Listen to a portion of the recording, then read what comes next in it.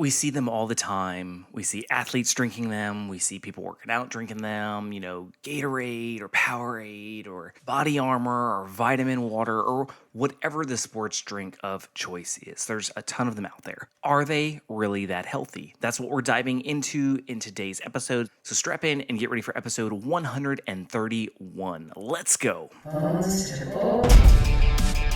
I've always been that skinny guy. Why can't I gain muscle mass? What do I do in the gym? They said I'd always be skinny.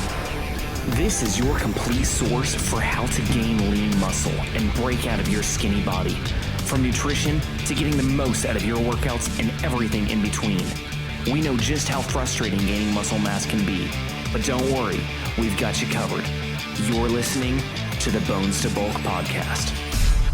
Hey, welcome to today's episode. My name is Brian Parody. I will be your host today, and I'm so glad you are tuning in. If this is your first time listening, welcome. And if you're not new to the show, well, welcome back. Glad to have you here. Before we get started, I want to mention, if you have not checked out our YouTube channel, please head on over there and subscribe. It would mean the world to me. It's youtube.com/Bones to Bulk, or you can just search Bones to Bulk on YouTube and it will pull up. Subscribe to the channel, turn that notification bell on so you don't miss any future videos. And basically what I do on YouTube is I expand upon a lot of what I talk about in the podcast. So sometimes I'll talk about certain workouts, and on YouTube, you can actually go and see me demonstrating them. I do full workouts on there. I just did a full body workout one, a full resistance band workout, and a full dumbbell workout, because I know a lot of us, with gyms being closed because of coronavirus and all this, it's really helpful to have stuff to do at home. So head on over to youtube.com/Bones to Bulk. Check it out. All right, so let's dive into today's content. So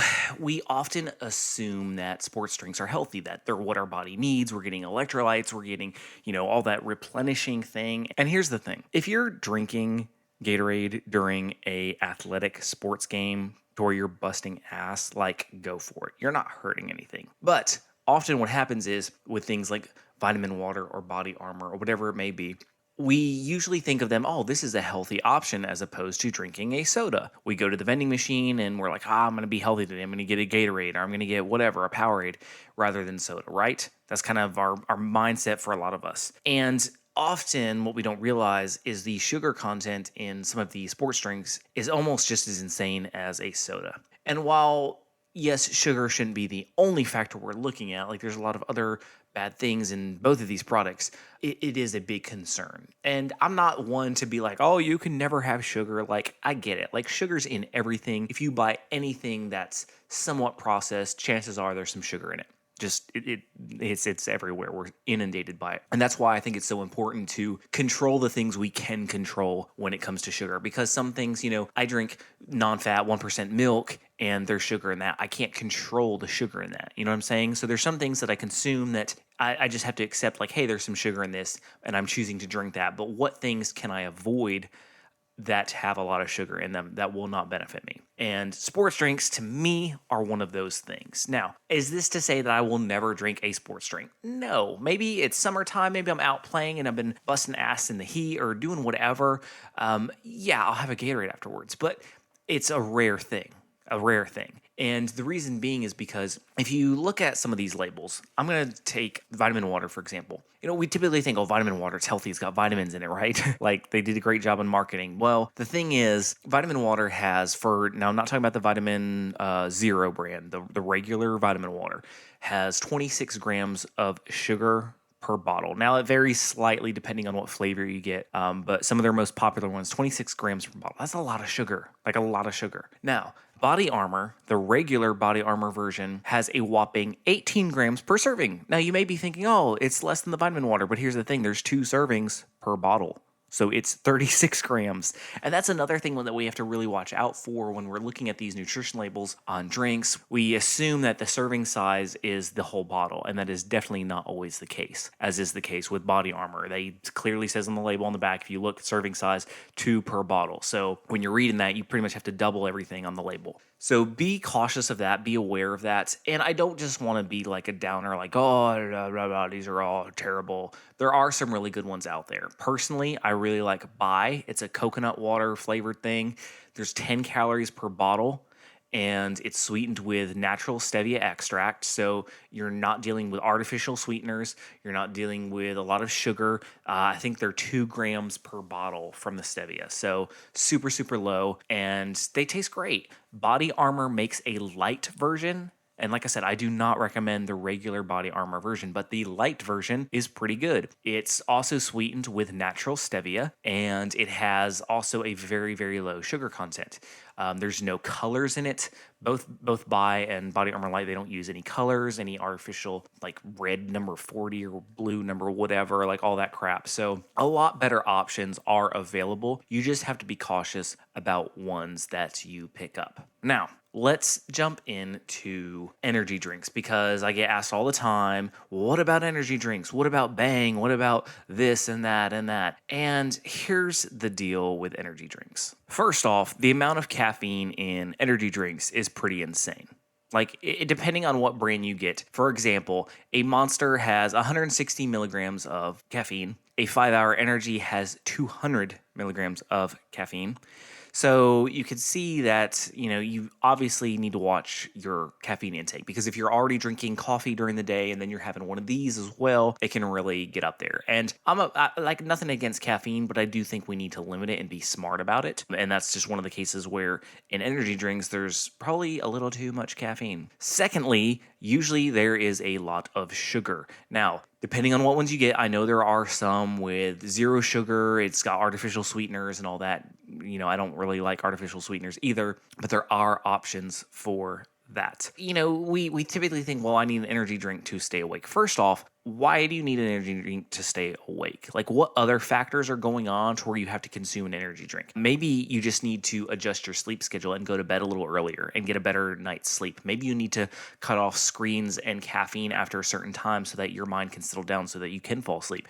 Maybe you need to be drinking more water so that your body is properly hydrated. Maybe you need to get your nutrition on track so that you have more energy from eating good, wholesome food. So there's a lot of things at play that can come into why we might be tired that we need to look at before just reaching for an energy drink. Now, there have been, this is a statistic online, on average, 20,000 ER trips caused by energy drinks in the US alone. Now, that should be enough indication for like, hey, these might not be good. Also, you've probably heard there have been people that have died from drinking too many energy drinks. Yes, it is rare, and it was usually just like stupid challenges or trying to see how many you could drink. So I get that. Like, we're not usually doing that. However, you've got to take into consideration something that if you drink enough of can kill you. We have to think about what the long-term effects are of drinking a smaller amount of that. So maybe you only have one a day, but it increases your blood pressure, which we know causes heart issues. If our blood pressure is high, that can cause, that can be very bad for our heart health. So we have to realize, one is okay, but one every day, that compounded effect, what's that doing to us? And these things haven't really even been around long enough, I don't think, for us to really, really understand the long-term implications of them. And then kind of back to the sugar, a Red Bull has 27 grams of sugar. That's equivalent to 7 teaspoons. Think about one of those small cans of Red Bull and 7 teaspoons of sugar in that. A Monster has 54 grams, so that's 14 teaspoons of sugar. That's right, 14 teaspoons of sugar in one Monster. I want you to imagine measuring out 14 teaspoons of sugar in your coffee. That's a crap ton of sugar, but we're downing that in an energy drink all the time. So just be very cautious of what you're drinking, of what you're putting in your body. And here's the thing, there's always a healthy option, right? Like, we take a bad product and we make a healthy version, because people are always like, well, what about Bangs? What about Bangs? What about Bangs? Like, oh my gosh, if I see another Bang energy drink, I just don't know what I'm going to do. Here's the deal with Bang, okay? Is it a better option than some? Sure. You can go to the aisle of soda, and there's some sodas that are better than other sodas. Like, some are going to have less sugar, some are going to have less calories. That doesn't mean that they are all healthy. So let's kind of break down a Bang, just because I get a lot of questions about it. There's 300 milligrams of caffeine per can. That's pretty high. Anything above 400 milligrams a day is considered unhealthy. So you're nearing that just with one can of Bang. Another thing that is contained in Bangs is what's called super creatine. Now, this is a different type of creatine than what we know as creatine, and Bang says that it's good for focus. It helps you focus. However, this has not even been evaluated by the FDA. We don't even know, like creatine has been widely researched, widely studied. There's tons of studies on it. However, this not the case. We don't really know something about that. Another thing, it contains sucralose, which, listen, again, if you're having these once in a great while, it's not going to hurt anything. But if you're drinking these on a regular basis, stuff is not good for you. There's also a lot of studies out there that say when you mix caffeine and creatine, it can be dangerous. It can lead to stroke or possible other side effects. Now, whether the amounts are high enough to cause that, probably not. But the fact that the two things combined can be